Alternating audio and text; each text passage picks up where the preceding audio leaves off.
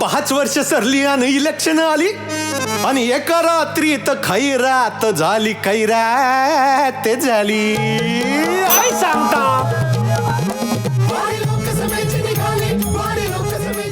दिल्लीला जायचं? चला चला, सुरत गुवाहाटी मार्गे दिल्ली अशी गाडी नाही. आपली गाडी डायरेक्ट दिल्ली. पैसे तयार आहेत ना? चला पटापटा गाडी चढून घ्या बरं. पुढे सरका, मला फार बोलायला नका. चला पटापटा. नमस्कार नमस्कार नमस्कार. वा वा वा वा मंडळी, आपण पोचलेलो धाराशिव मध्ये. पूर्वाश्रमीचं उस्मानाबाद लोकसभा मतदारसंघात, धाराशिव लोकसभा मतदारसंघामध्ये आपण आलेलो आहोत. इकडं महाविकास आघाडीचे लोक बसलेले आहेत, इकडं महायुतीचे लोक बसलेले आहेत.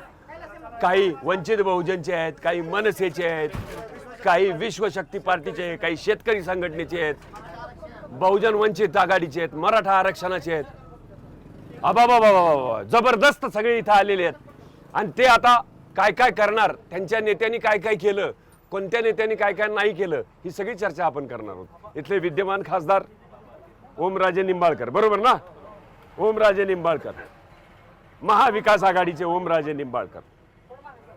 आणि आता इकडे ज्या महायुतीच्या उमेदवार आहेत ते अर्चना राणा जगजित सिंग पाटील या आहेत महायुतीच्या उमेदवार, पण त्या आहेत राष्ट्रवादी घड्याळाकडून. कसं झालं, राणा जगजित सिंह हे तुळजापूरचे आमदार आहेत आणि ते 2019 मध्येच भाजपमध्ये गेले होते. आता इथं कुणाला उमेदवारी द्यायची असा सगळा विचार चालू असताना अर्चनाताईंचं नाव पुढे आलं. कसं काय पुढे आलं ते आपण नंतर चर्चा करू, त्याला काही हरकत नाही. पण मुद्दा असा आहे, दीर आणि वहिनी या दोघांमधली ही लढत होणार आहे. आता इथं मुळात ओमराजेंनी काही काम केलंय की नाही हे आपण विचारणार आहोत. पण त्याआधी मी तुम्हाला एक किस्सा सांगतो. तेव्हाच्या काळात जेव्हा विलासराव मुख्यमंत्री होते, तेव्हा विलासराव मुख्यमंत्री असताना असं सांगतात की ते सामान्य माणसाचा पण फोन उचलायचे, बरोबर ना? एकदा एका रिक्षावाल्याने फोन केला आणि तेव्हा म्हणला, साहेब मला ह्या ट्रॅफिक हवालदारानं अडवलं. चूक रिक्षावाल्याची नव्हती, त्यांनी सगळं समजून घेतलं.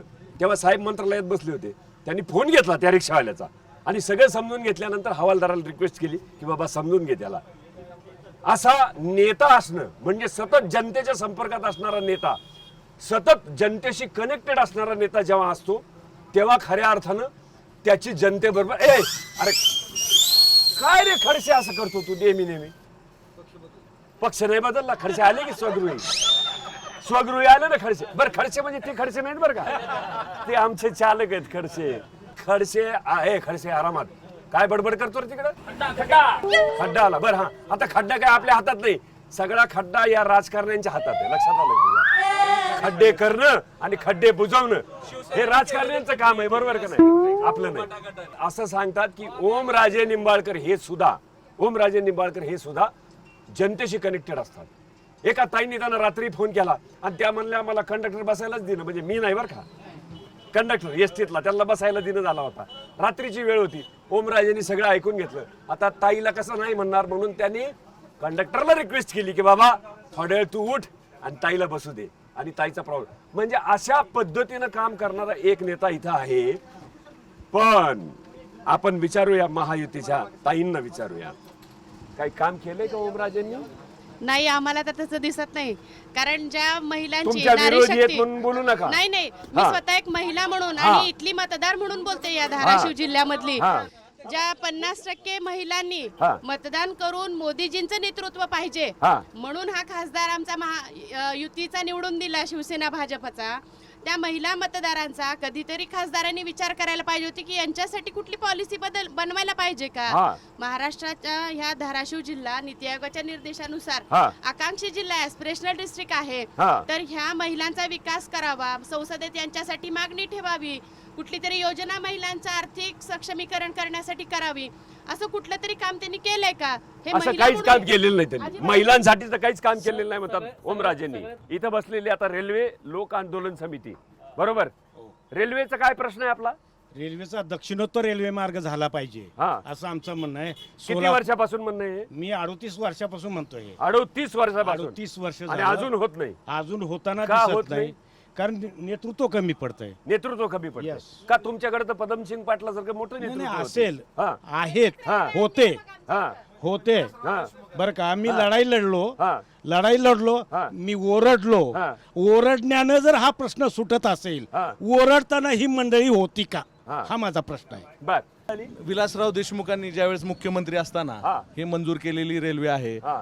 तुळजापूर विकास प्राधिकरण असेल, 21 TMC पाणी असेल, हा. हे सर्व काँग्रेसच्या काळात आणि पण 21 महाआघाडी TMC पाणी येतंय का? नाही आज जरी मंजुरी जरी झालेली असेल, त्या काळातले कधी मंत्री झाली मंजुरी? 2008 ला झाली. त्या काळातले मंत्री त्यांनी अजितदादा पवार त्यांनी त्यावेळेस विरोध केला या योजनेला. या योजनेला त्यांनी विरोध केला. हा. कारण की पश्चिम महाराष्ट्रातून जे पाणी येत आहे हा. त्याला इथं मराठवाड्याला का द्यायचं पाणी? हा. आपण आमच्या हक्काचं पाणी मागत होतो. हा. जे पाणी अलमट्टी धरण कर्नाटककडे जात आहे हा. ते पाणी आम्ही इथं मागत होतो. हा. त्या काळामधल्या मंत्रिमंडळाच्या औरंगाबादच्या बैठकीमध्ये हा. अजितदादांनी त्यावेळेस विरोध केला. अजितदादांनी त्या विरोध केला. विरोध झुगारून हा. त्या ठिकाणी 21 TMC पाण्यावर विलासराव देशमुखांनी सही केली. विलासराव देशमुखांनी सही केली. काय झालं पाण्याचा काय प्रॉब्लेम शेतकऱ्यांनी तुम्ही सांगा आता. 21 TMCचं नुसतं आश्वासन चालू आहे. प्रत्यक्षात 60 TMC पाणी मंजूर आहे आणि त्यात सदा भ्रष्टाचार आणि घोटाळे चालू आहेत. मागचा जसा सिंचन घोटाळा झाला तशाच पद्धतीनं आताच्या 60 TMC मध्ये सध्या घोटाळा चालू आहे. ते काय म्हणले ऐकलं का तुम्ही? अजितदादांनी 21 TMC पाण्याला विरोध केला. कुठे केला विरोध अजितदादांनी? ते म्हणले ना नाही, नाही. अजितदादांनी विरोध दाखवा केला. त्यांनी अजूनही कुठे झालंय. केला. अरे 7 विरोध TMC नाही. पाणी यायला लागले. महाविकास आघाडीमध्ये काम करत होते अजितदादा पवार त्यांच्यासोबत विलासराव देशमुख सोबतच हा. त्यांनी जोडून आणली होती ती पाण्याची 21 TMC ची. बर हा कुणी आणली होती? अजितदादांनी कोणती? 21 TMC ची. त्यांना पूर्वीचा इतिहास माहिती नाही. पूर्वीचा इतिहास माहिती नाही. हा तुम्हाला माहिती पूर्वीचा इतिहास? 21 TMC पाणी आणण्यासाठी महाराष्ट्रातल्या सगळ्या नेत्यांनी प्रयत्न केला. महाराष्ट्रातल्या सगळ्या? विलासराव देशमुखांनी त्याच्यावर सही केली हा. आणि या 10 वर्षामध्ये सगळ्यात जास्त पैसे हा. जलसंधारण मंत्री जयंतराव पाटील साहेबांनी मागच्या वर्षी या 7 TMC पाणी आणण्यासाठी दिले. पैसे आले का सगळे? पैसे आलेत सगळ्यात कारण- जास्त कारण पैसे जयंतराव पाटील आता नाहीत तिथं. आता नाहीत आणि त्यांनी इम्प्लिमेंट केलेले पैसे आलेत आणि आता ते होईलेत. महत्वाचा जो विषय आहे पायाभरणी जी आहे 7 TMC ची महाविकास आघाडी सरकारच्या काळात झाली. प्राधान्यक्रम जो आहे 7 TMC चा तो ठरवून घेण्यात आला आणि त्याच्यासाठी 2206 कोटी रुपयाची तरतूद केली. तर सगळ्यात महत्वाचा विषय चंदा दो धंदा लो ह्या अशा प्रकारे इलेक्ट्रॉल बॉन्डचा जो घोटाळा झाला तर त्याच्यात एलाना प्रायव्हेट लिमिटेड यांनी 2018 मध्ये सगळ्यात जास्त मांस रामलल्लाच्या राज्यात विकलंय याची नोंद आहे वेबसाईट वर. तर मला काय म्हणायचं एकीकडे त्यानं इलेक्ट्रोल बॉन्ड कोणाला दिले ते माहितीत का तुम्हाला? भाजपला दिले, तुम्हाला पण दिले, लिमिटेडला, शिवसेनेला पण दिले, शिवसेनेला त्यांनी नाही नाही दिले, दिले. भाजपला दिलेत. मग मला काय म्हणायचं एकीकडे हिंदू राष्ट्राची भाषा करायची, एकीकडे रामराज्याची भाषा करायची आणि एकीकडे हिंदुत्ववादी लोकांच्या भावनेशी प्रतारणा करायची. ही दुटप्पी भूमिका आहे भाजप. विश्वशक्ती पार्टीच्या माध्यमातून मी लोकसभेला फॉर्म भरलेला आहे. फॉर्म भरलेला आहे. काय कोणत्या प्रश्नावर निवडणूक लढवणार? आम्ही माझा ज्येष्ठ नागरिकांना 10,000 रुपये महिन्याला मिळालेच पाहिजेत आणि शेतकरी उपाशी मरतोय. शेतकरी वाचला पाहिजे आणि गाय वाचली पाहिजे. आणि डेव्हलपमेंटचे काय मुद्दे? डेव्हलपमेंट आज पाण्याचा जो तुम्ही प्रश्न विचारला यासाठी जल जमीन जंगल आणि जानवर हे आम्ही आमच्या माध्यमातून आम्ही ते गाव पूर्ण गाव सक्षम झालं पाहिजे. कारण हे जे राजकारण चाललंय हे सगळं विकासाच्या नावाने विनाश चालू आहे. आप संघटना आप क्या करने वाले? आप क्या करने वाले? पूरे भारत देश में अरविंद जी केजरीवाल को भारत देश देख रहा है कि भ्रष्टाचार मुक्त दिल्ली को किस तरह से बनाया. उसी प्रकार से हम महाराष्ट्र में भी चाहते हैं कि महाविकास आघाड़ी के जरिए से शिवसेना को हम सपोर्ट करके ये पद को चुन के लाएं और भ्रष्टाचार समाप्त करें. आज मतदार संघ में 2 उम्मीदवार हैं. ये दोनों भी एक घरानाशाही के हैं. तो कार्यकर्ताओं को समझना चाहिए कि घरानाशाही बंद करना है या नहीं करना है. अगरचे के आप जो प्रस्ताव मंजूर है वो प्रस्ताव मंजूर को जो है सो बोलते हैं कि हम डेवलपमेंट का काम करें, ये गलत है. डेवलपमेंट के लिए रोजगार के इंडस्ट्री के लिए काम करना चाहिए बराबर, और शेतकरी के लिए कैनल का व्यवस्था करना चाहिए. जैसा कि हम अगर देखेंगे पश्चिम में तो कैनल की व्यवस्था है हर जगह पे. राम राम राम राम. हे सगळे पक्षाचे चोर आहेत. हे सत्तेसाठी सगळे मला सांगा 5 वर्षात महाराष्ट्रात सत्ता होती. सगळ्या पक्षांनी सत्ता भोगलेली. ह्यांना शेतकऱ्याचं घेणं देणं नाही, ह्यांना आरक्षणचं घेणं देणं नाही. तुम्ही मतदान करणार आहेत का? नाही मतदान करणार? मतदानाचा हक्क बजावला आम्ही पाहिजे. नोटाला मतदान दाबू. नोटाला मतदान दाबू ना. कारण ही एक लायकीचा माणूस नाही ह्यामध्ये. हे काही लायकीचा माणूस नाही. ईडीच्या भीतीने समोरच्या बीजेपी पार्टीमध्ये उडी घेणाऱ्या विकासाच्या मुद्द्यावर त्यांचा विकास कधी भेटलाच नाही आम्हाला. आम्ही तेच शोधतोय, मोदी सरकारपासून तेच शोधतोय आम्ही. महिला प्रश्नावर मॅडम बोलल्या, महिला प्रश्नावर आज जे MIDC एरिया होता त्यामध्ये हजारो महिला कामावर होत्या. ते MIDC त्यांनी पूर्ण भकास केली 45 वर्षामध्ये. दुसरी गोष्ट, त्यांनी सूतगिरणी बंद केली. 2004 ते 2009 या हा राणादादांचा उद्योग मंत्री म्हणून कार्यकाळ होता. MIDC मध्ये उद्योग मंत्री असताना सुद्धा धाराशिव मध्ये त्यांनी एक पण उद्योग आणू शकले नाहीत. 3 ते 4 हजार महिला सूत मिल मध्ये कामाला असताना त्यांनी त्यात महिलांच्या पोटावर पाय दिलाय आणि ती सूत मिल बंद पाडली. मंडळी, बघत राहा महायात्रा वारी लोकसभेची. आपण घेऊया एक छोटासा ब्रेक. मी थोडंसं पाणी पितो, मग चर्चा करतो लोकांबरोबर. फार घाम झाला, फार घामटा उठतो. तुम्हाला सांगतो, चर्चा असते ना, फार नाव बदलून काही विकास झाला का नाही शहराचा? या भावनिक राजकारणाला हा देशातला युवक कंटाळलेला आहे. आज देशामध्ये 54% पेक्षा जास्त युवकांची संख्या आहे. आज त्या युवकांच्या प्रश्नावर एक सुद्धा कोणी बोलताना दिसत नाही. करेक्ट. आज युवकांच्या प्रश्नासाठी, महिलांच्या प्रश्नासाठी 800 किलोमीटरपेक्षा जास्त अशी पदयात्रा रोहितदादांनी युवा संघर्ष यात्रेच्या नावानं काढली आणि युवकांचे प्रश्न मांडायचा आज प्रयत्न केला. देशात मोदी सरकारनं दरवर्षी 2 कोटी रोजगार देतो म्हणून सांगितलं होतं. आज ह्या 10 वर्षामध्ये 20 कोटी रोजगार झाले असते. त्याच्यापैकी 10% सुद्धा रोजगार हे सरकार देऊ शकलं नाही. आणि आज भावनिकतेच्या राजकारणातून कुठं तर नाव बदलायचं, कुठं तर मंदिर उभा करायचं, ह्या गोष्टीपेक्षा आमच्या युवकांना पोटाला काम मिळणं गरजेचं आहे. आमच्या मनात राम 100% आहे, पण आमच्या हाताला काम मिळाल्याशिवाय मनातला असलेला राम आमचा जागा होणार नाही. नमस्कार, तुम्ही पत्रकार आहात, मला कळलं.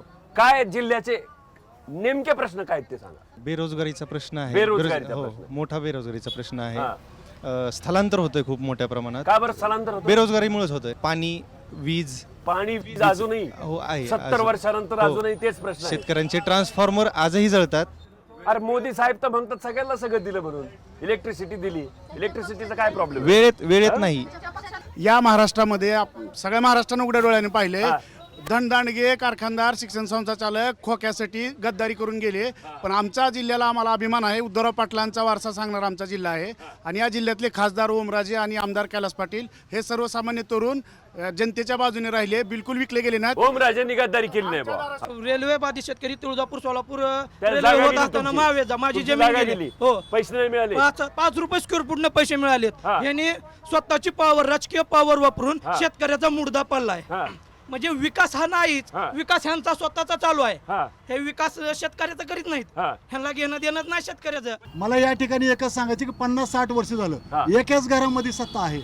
ह्या सत्तेचं जोपर्यंत परिवर्तन होत नाही तोपर्यंत ह्या जिल्ह्याचा विकास होणार नाही. सत्तेचं विकेंद्रीकरण होत नाही तोपर्यंत विकास होत नाही. काय म्हणणं आहे तुमचं? 40 वर्ष झालं डॉक्टर पाटील परिवाराकडे सत्ता आहे. या उभ्या शहरामध्ये उस्मानाबाद मध्ये 40 वर्ष लाल दिवा असणाऱ्या माणसांनी महिलाला साधी मुतारी बांधली नाही. ही काय सांगतात विकासाच्या गप्पा? मातीत घातला सगळा जिल्हा ह्यांनी. आता तुम्ही सगळ्याच्या विषयावर चर्चा झाल्या, बरोबर. पण शेती प्रश्न आज जिवंत आहे. ह्या प्रश्नावर कोण बोलायला तयार नाही. आज परिस्थिती बघितली तर कांद्याची परिस्थिती किती आत्महत्या झाल्या. बरोबर. धाराशिव जिल्ह्यात 2 नंबरचा, देशातला 2 नंबरचा जिल्हा आहे. त्यात सर्वाधिक आत्महत्या झाल्या असेल. या भागामध्ये पाणी तर नाहीच, पाण्यावर निक्या गप्पाच चालल्यात. पाणी 10-15 वर्ष झालं, वर्षाला विलक्षण आलं की पाण्याचा विषय होतो. पाणी मुळात आम्हाला मिळत नाही. पाणी मिळाल्याशिवाय शेतकरी सुफलाम सुफलाम होणार नाही. सुप्रीम कोर्टामध्ये स्वतः वकील लावून पैसे खर्च करून या महाराष्ट्रातल्या शेतकऱ्यांना, या जिल्ह्यातल्या शेतकऱ्यांना न्याय द्यायचं काम, पीक विमा मिळवून द्यायचं काम राणा पाटलांनी केलेलं आहे. कुणीच नाद करायचं नाही. राणा पाटील. पण मला सांगा, ₹1 रुपयामध्ये पीक विमा द्यायचं काम या शासनाने केलेलं आहे. मी माईक घेतला काढून, माझं ऐकतच नाही तुम्ही. मी असं म्हणतो तुम्हाला, बोलला का ना तुम्ही? तुम्ही बोलला का ना? मुद्दा ऐका. त्यांनी काय सांगितलं? राणादादांनी स्वतः वकील केला आणि वकील लावून कोर्टात भांडले राणादादा. सरकार कुणाचं होतं? सरकार जरी सरकार कुणाचं होतं? मुद्दा काय? सरकार कुणाचं आहे? महाविकास आघाडीचं पण होतं आणि आता महायुतीचं पण होतं. महाविकास आघाडी विरुद्ध लढले का? हक्कासाठी सरकारच्या विरोधात सुद्धा लढण्याचं काम राणादादाने केलेलं आहे. आपल्या स्वतःच्या सरकार विरुद्ध पण लढण्याचं काम केलेलं आहे. 1 रुपयामध्ये पीक विमामध्ये राज्य शासन अर्धे पैसे भरतो 10,000. केंद्र शासन 10,000 रुपये भरतं. पण त्यामध्ये हे जे भरणारे पैसे सर्व GST मधून, आयकराच्या करामधून जनतेचेच पैसे आहेत. मला वाटतंय की ह्याच्यामध्ये आणि 1 रुपया भरत शेतकऱ्याचा असे 19,999 शासनाचे आणि 1 रुपया शेतकऱ्याचा. ह्याच्यामध्ये दिशाभूल कसं करतायत की काही जणांना पैसे देत आहेत ते पण 5-10 हजार रुपये आणि बाकीच्यांना सरसकट देत नाहीत. ह्याच्यामध्ये मोठं षडयंत्र राज्य शासन, केंद्र शासन आणि हे पुढारी बीजेपीचे पुढारी ह्याच्यामध्ये आहेत आणि हे सर्व दलाल आहेत. पीक विमा अजून मी स्वतः शेतकरी आहे, पीक विमा मला मिळालेला नाही. मिळालेला हे सगळ्या नाही. खोट्या गप्पा आहेत. पीक विम्याची मागणी 2020 मध्ये धनंजय शिंगडेने केलेली आहे. पहिल्या स्टार्टला हे काय डोळे झाकून बसलेले होते का? महाराष्ट्र सरकार युतीचं सरकार होतं. महाराष्ट्र सरकारकडून ह्यांनी पैसे घ्यायला पाहिजे होतं. स्वतःच्या तिजोरीमध्ये झाकून ठेवले, कोर्टाकडे जाऊन लोकांची दिशाभूल या नेत्यांनी केलेली आहे. आणि पाण्याचा प्रश्न महायुती, तेच म्हणलं मी. मध्ये थोडं मध्ये सांगावं लागतं थोडं. आम्हाला साथ देत आहेत ते आणि नक्कीच या आम्ही साथ देत आहेत महायुतीचं- ना. पण आता तुम्ही त्यांना समजून सांगितलं की आपण महायुतीत आहोत. सावंत साहेबांच्या अरे तुम्ही दोघी एकाच आहात, भांडू नका. पाण्यावर राजकारण करणारे आजपर्यंत सगळे आले. आज अशीच एसटी घेऊन आपण मिरगावला येऊ शकतो. तिथं कामाचं उद्घाटन केलंय, बोगद्याचं काम झालं, तिथपर्यंत पाणी आलेलं आहे. पाणी खोटं नाही, पाणी खरं आहे. महिलांचे प्रश्न किती आहेत? तुळजापूर सारखं महिलांचं तीर्थक्षेत्र आहे, महिला स्त्री शक्तीचा शक्तीस्थळ म्हणतो, त्या ठिकाणी महिलांसाठी साधं स्वच्छतागृह नाही. मतदारसंघामध्ये लोकसभा मतदारसंघामध्ये 6 विधानसभा मतदारसंघ आहेत. एकाही शहरामध्ये महिलांसाठी स्वच्छतागृह नाही. इतकी मोठी शोकांतिका आहे. पाणी प्रश्न, कृष्णा सिंचन योजना रखडली, 21 TMC पाणी योजना नाही. रोजगार प्रश्न MIDC मध्ये आहेत, उद्योगधंदे नाहीत. तुळजापूर विकास आराखडा तयार पण काम सुरू नाही. भाविकांना सुविधा नाहीत. सोलापूर तुळजापूर रेल्वे स्टेशन प्रश्न सुटला नाही. मेडिकल कॉलेज सुरू झालं पण श्रेयवादाची लढाई. उस्मानाबादी शेळीची संख्या कमी, शेतमालाला भाव नाही. ज्वारीचं कोठार परंतु उत्पादन घटलं, शेतकरी अडचणीत. अनेक प्रश्न तसेच आहेत. विकास विकास म्हणत लोकांची भूल करण्याचा प्रयत्न हे सगळे करतायत. पण मंडळी, तुम्ही मात्र सजग राहायचंय. तुम्ही मात्र डोक्याने विचार करायचा आहे. तुम्हाला तुमचा उमेदवार निवडायचा आहे आणि जो तुम्हाला सक्षम वाटतो, जो तुम्हाला खरा वाटतो, जो तुम्हाला प्रामाणिक वाटतो, त्याला तुम्हाला मत द्यायचं आहे. मतदान करायचं एवढं मात्र लक्षात ठेवा. कारण वारी ही आपण जी लोकशाहीची काढलेली आहे ती त्यासाठीच काढतो. तेव्हा बघत राहा महायात्रा वारी लोकसभेची. मी जातो माझ्या पुढच्या टप्प्यावर. 4 वर्षात महागाई वाढली, सिलेंडरात कपात झाली आणि कांद्यानं शिमाच गाठली. पण काय सांगू दादा, 5 वर्ष सरली आणि इलेक्शन आली आणि एका रात्रीत खैरात झाली, खैरात झाली.